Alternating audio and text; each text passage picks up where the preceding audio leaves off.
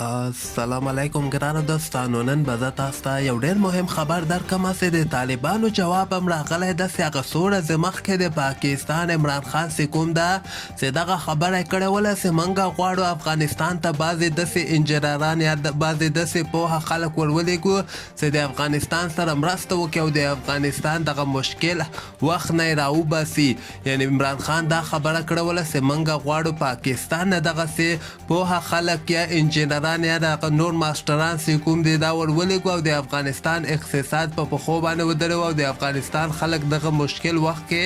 یعنې دغه مشکل نه یې موږ راوباسو. بل طرف ته د طالبانو جواب هم ورته راغلی ده چې د طالبانو له طرف نه دغه ویل سوي دي ورته چې موږ ضرور کمزوری یو خو موږ بې غیرته نه یو او دغه افغانستان به موږ خپله په پښو باندې درو. موږ صحیح ده دغه همسایه هیوادونو سره ښه تعلقات غواړو خو موږ چاته اجازه هم نه ورکوو چې د افغانستان په خاوره کې را داخلم سي. دلته د کار کولو خبره خو لرې ده خو دغه